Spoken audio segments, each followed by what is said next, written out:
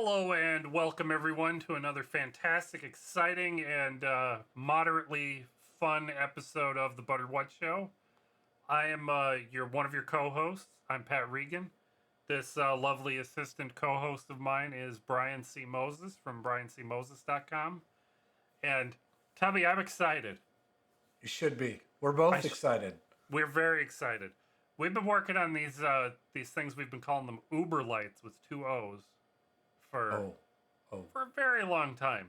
We got these little versions made. These little tiny. I mean, you don't have to look at it here because I'm sure I have it scrolling up here somewhere. We had these little tiny sets of ring lights made, and I have no idea how I'm this stupid.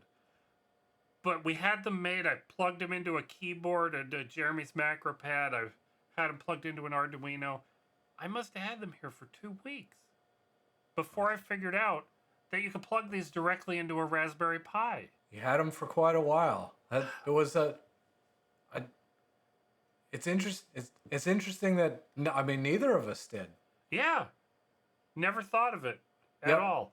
I even got I took our favorite case from Thingiverse and I open scatted a little protuberance into it with a little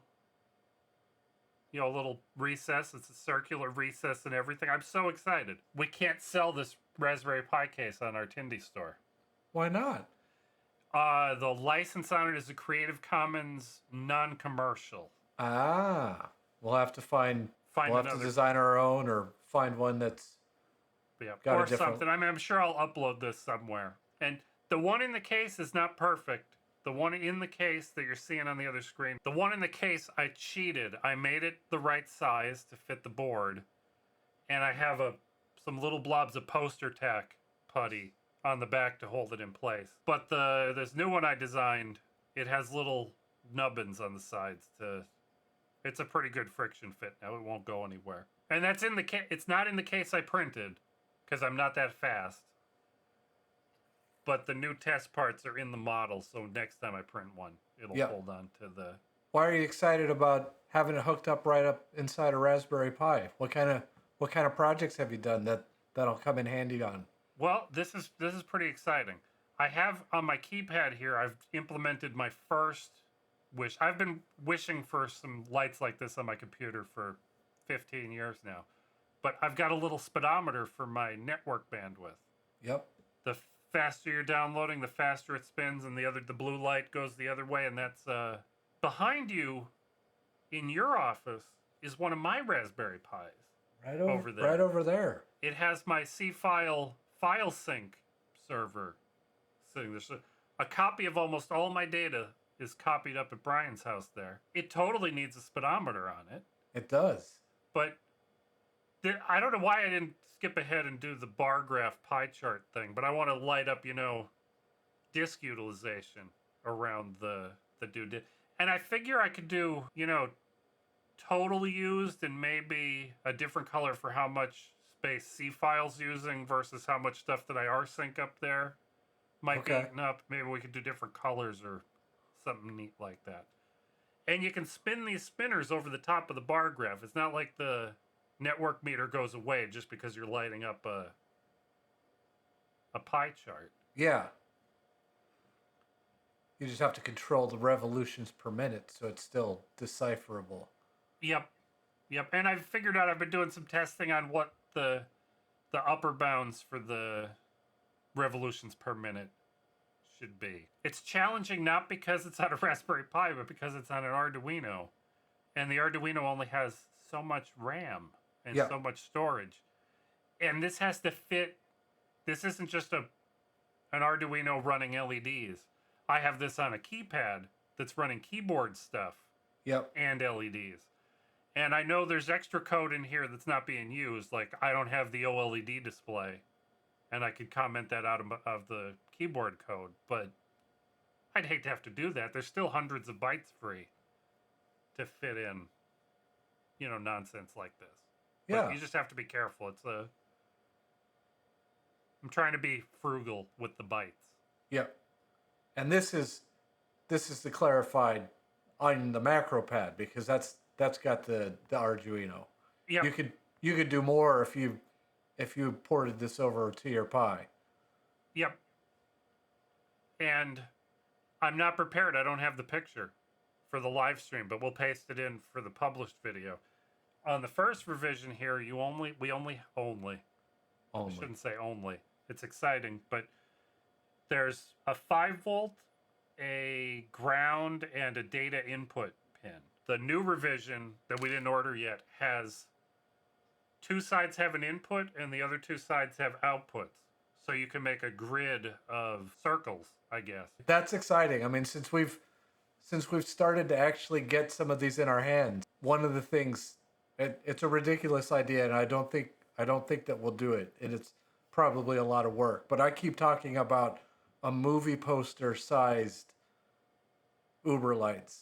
And, you know, at one point we were talking about, you know, all of the rings of the LEDs in the same dimensions that they are right now, but maybe rings of little. It would be easy to write the code to put one of these guys where each pixel would go. Yeah. And just tell it to. I would just tell it to light up all 21 pixels instead of, you know, just one for each. But we've kept our original OoberLights boards have an additional ring, and we've kept the same format, right? So this is the same as this, except minus a ring. It's the same number of pixels and it'll be the same order. I'm lying though, Brian, because we reversed the order of these pixels on the new ones. Okay. But these are all prototype. Well, these are sort of all prototypes, so it doesn't matter. Yeah. But if you'd like to play around with an OoberLights board, I have these in my Tindie store. I think it says on there I have 5 of them left, but I think I have more like 9 boards from the first batch remaining. I'm sending them out I put a little custom letter in each one. I'm signing them, Tubby. Wow. Like, with a are pen. you writing cursive? Whoa. Well, I don't know if it's still cursive, but it's, you know, I make my mark on there. If that's X. Close enough, yeah. No, but I signed something that's vaguely like my name, and we're sending them just in a letter. Yeah, I tape it in there kind of in a little anti-static bag. Yeah. Because, yeah, I looked all this up. A letter can be an ounce, Tubby, 28 grams. And these are 1.5 grams each, so you don't even get anywhere near. You can send quite a few in a letter. I got some bubble wrap envelopes if you want some. Well, then you need more postage. It's not a letter anymore or something. It's like 2 stamps. But then I can't put if it's a number 10 envelope, I could put a printout in it. And those printouts can get fancier and fancier every time as time progresses. But I'm excited. We finally have hardware. Software is starting to come together. Oh, should I tell you why we did an input and an output on the boards? Do you want? I'd like to know. Well, on the Arduino and on the ESP chips we've been running these on, it's not a big deal to have. You can put a string of these pixels on almost every pin and just drive them. But on the 2 gigahertz Raspberry Pi, you could only drive 1 string of LEDs. So we need to daisy chain them one after the other if you want to plug them into a Pi. I'm excited. I'm excited about ordering the next batch of prototype. What are our plans after we do the next batch of prototypes, if everything goes well? If everything goes well, I'm thinking we have to go to Kickstarter, like the JC Pro Macro Pad. I think that's a good idea. We did the I'm not excited about how much we have to charge for them right now, because I only ordered 20 of them in the first batch, so they were kind of expensive. We did the math, and we have to spend at least something like $2,000 or $3,000. Gets an order with the manufacturer of $2,000 to $3,000 will get the price per unit down to where we could get down to maybe 10 or 12 bucks a board to you guys, from me to you, and that'll be exciting. That will be exciting.